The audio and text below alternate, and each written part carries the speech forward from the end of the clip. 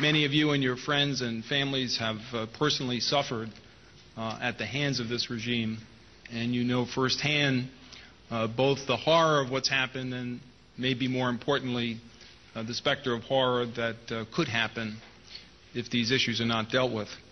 The things I want to speak about are of great importance to the United States, of great importance to the people of Iran, and on a personal basis occupied a lot of my time when I was fortunate to serve as the director of the FBI.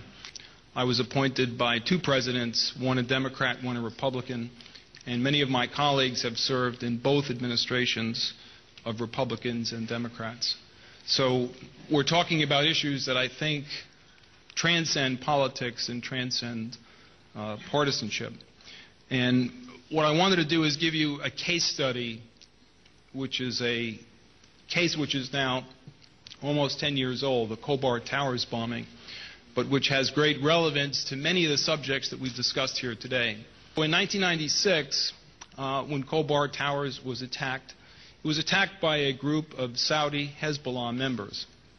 And that was discovered fairly shortly after the events because the host country, the Kingdom of Saudi Arabia, had detained and arrested several of the actors who said, yes, we were recruited by the IRGC, we were trained in the Bekaa, we got our passports at the Iranian embassy in Damascus, and we got $100,000 cash from General Sharifi.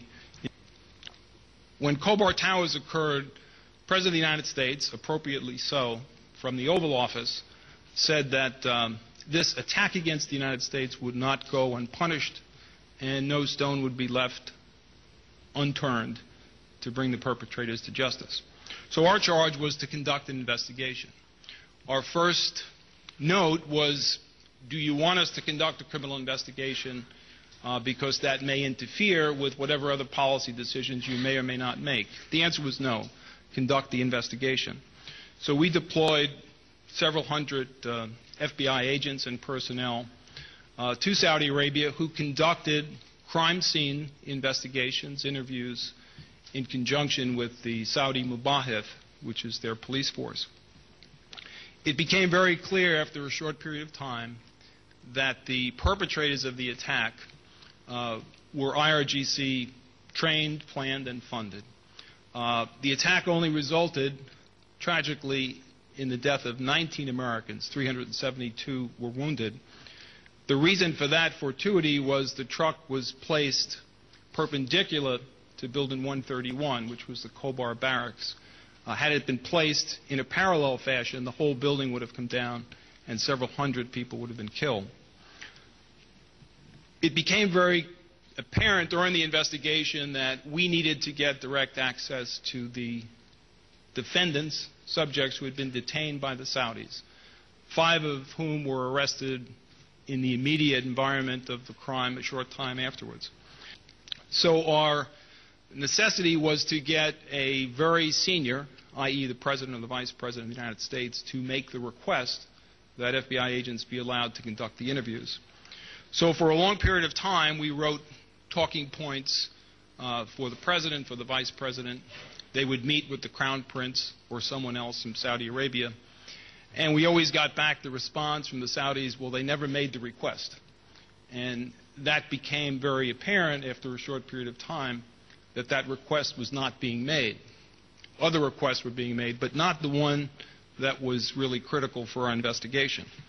And this was the period, as some of my colleagues have noted, where the rapprochement and the new moderate government appeared to be taking place.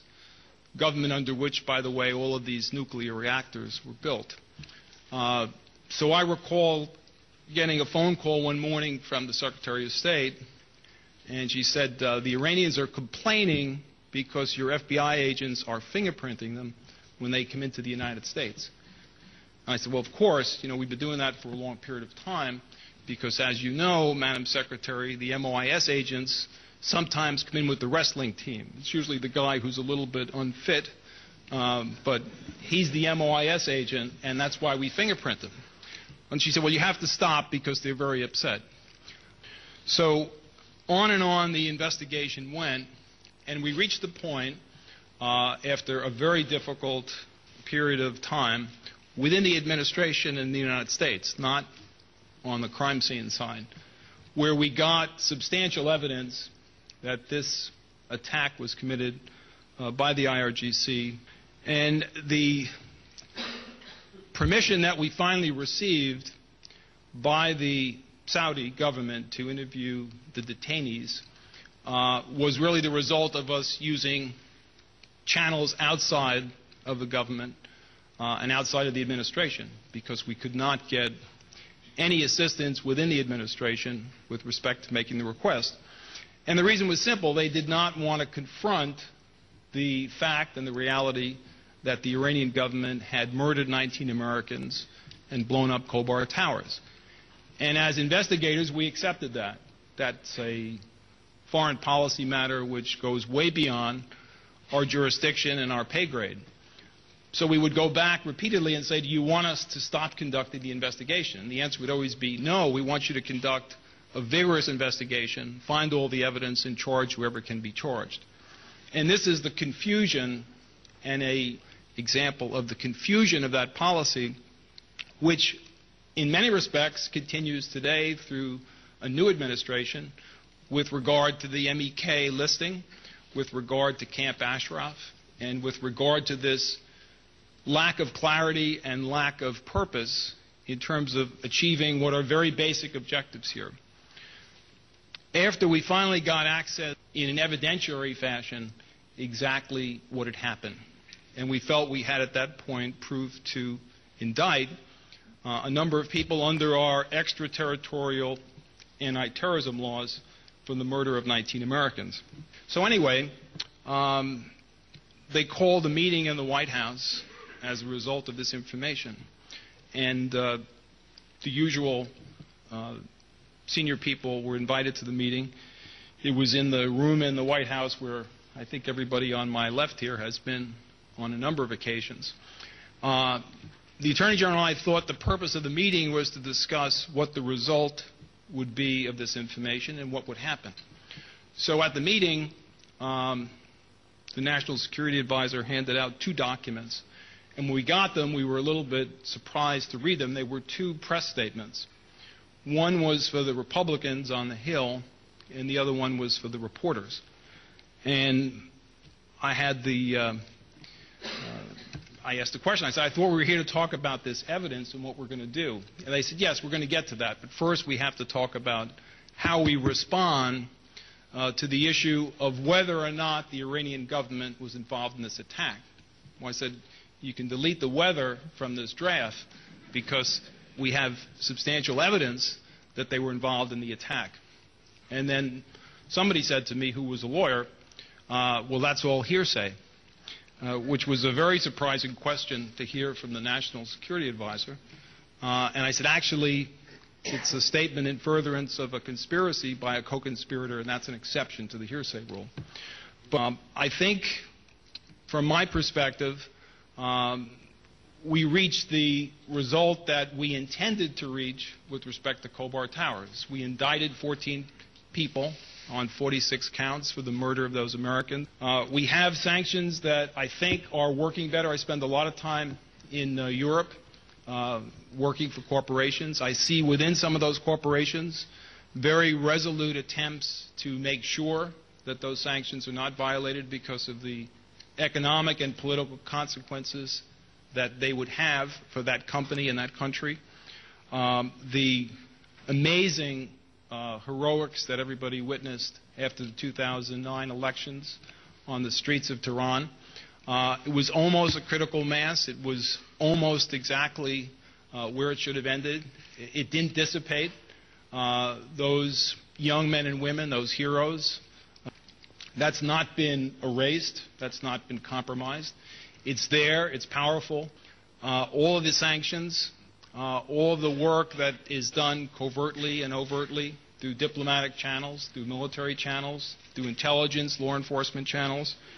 And the objective here is to support the strongest combination and the strongest thrust point for what we want to achieve.